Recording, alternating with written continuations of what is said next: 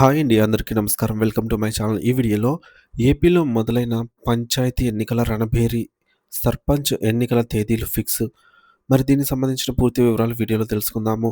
Video అయితే ఎక్కడే గాని స్కిప్ చేయకుండా ఎండ్ వరకు చూసేయండి. అప్పుడే ఇన్ఫర్మేషన్ పూర్తిగా అర్థమవుతుంది. అలాగే వీడియో చూస్తున్న ప్రతి ఒక్కరు వీడియోకి లైక్ చేయండి ఫ్రెండ్స్. ఈ వీడియోని తోటి మిత్రులతో అయితే షేర్ చేయండి.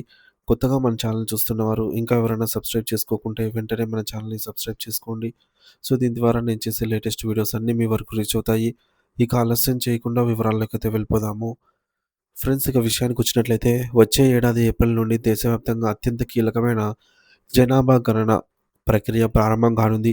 ఈ బహుత్తర కార్యక్రమం మొదలైన తర్వాత ప్రభుత్వ యంత్రాంగం మొత్తం అందులోనే నిమగ్నమై ఉంటుంది కాబట్టి ఇతర ఎన్నికల నిర్వహణకు సాంకేతికంగా అవకాశం ఉండదు. అందుకే అంతకంటే ముందే ఆంధ్రప్రదేశ్ రాష్ట్రంలో పంచాయతీ ఎన్నికల పోరును ముగించాలని కూటమి ప్రభుత్వం దృఢ నిశ్చయంతో ఉంది. దీనివల్ల గ్రామ స్థాయిలో కొత్త పాలక వర్గాలు కొలువుదీరి అభివృద్ధి పనులు వేగవంతం అవుతాయని ప్రభుత్వం భావిస్తోంది. జనవరి నెలలో సంక్రాంతి పండుగ ఉండటంతో పల్లెలన్నీ పండుగ ఆహ్, శుభతో కళకళలాడుతూ ఉంటాయి.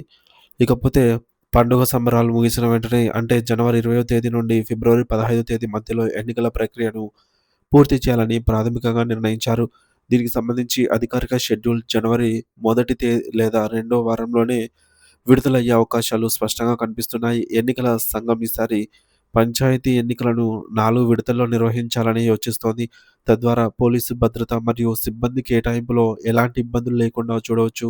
ఈసారి పంచాయతీ ఎన్నికల్లో ఒక విప్లవాత్మకమైన మార్పు రాబోతోంది.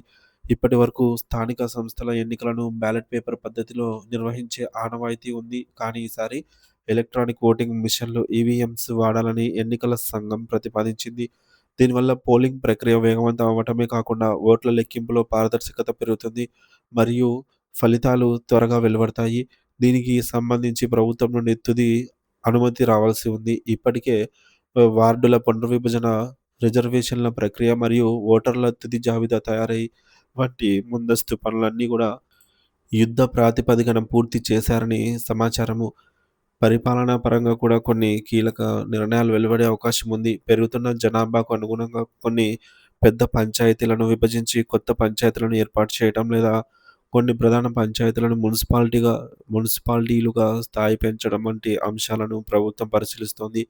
గ్రామాల్లో మౌలిక సదుపాయాల కల్పన కోసం కేంద్ర ప్రభుత్వం విడుదల చేసే 15వ ఆర్థిక సంఘం నిధులను నేరుగా వినియోగించుకోవాలి అంటే పంచాయతీలకు ఎన్నికైనటువంటి పాలక వర్గాలు ఉండటం అత్యంత ఆవశ్యకం. సర్పంచులు, వార్డు మెంబర్లతో లేకపోతే నిధుల కేటాయింపులో సాంకేతిక చిక్కులు వచ్చే ప్రమాదం ఉంది. అందుకే ఈ ఎన్నికలు అత్యంత కీలకంగా మారాయి. ఇక రాజకీయంగా చూస్తే ఈ పంచాయతీ ఎన్నికలు అధికార కూటమి మరియు ప్రతిపక్ష కూటమికి ఒక పెద్ద పరీక్ష వంటివి. అసెంబ్లీ ఎన్నికల తర్వాత జరుగుతున్న మొదటి ప్రధాన ఎన్నికలు కావడంతో క్షేత్రస్థాయిలో తమ పట్టును నిరూపించుకోవాలని తెలుగుదేశం, జనసేన, బీజేపీ పార్టీలు వ్యూహాలు రచిస్తున్నాయి. గ్రామీణ గ్రామీణ ప్రాంతాల్లో పట్టు సాధిస్తేనే భవిష్యత్తు రాజకీయాలు సాఫీగా సాగుతాయని అన్ని పార్టీలు భావిస్తున్నాయి. అటు అధికారులు, ఇటు రాజకీయ నేతలు ఇప్పుడే ఎన్నికల మూడ్‌లోకి వెళ్ళిపోయారు. మొత్తానికి వచ్చే నెలలో ఏపీలో పంచాయతీ నగర ఆహ్, మోగడం నగారా మోగడం ఖాయమని కనిపిస్తోంది. ఇది గ్రామ స్వరానికి కొత్త ఊపిరినైతే పోయనుందని చెప్పాలి. మరి చూడాలి ఫ్రెండ్స్. దీనిపై మరింత అప్డేట్ వచ్చిన వెంటనే వీడియో రూపంలో అయితే తెలియజేస్తాను. ఇంకా ఎవరైనా సబ్స్క్రైబ్ చేసుకోకపోతే మన ఛానెల్‌ని సబ్స్క్రైబ్ చేసుకోండి. Thank you for watching this video.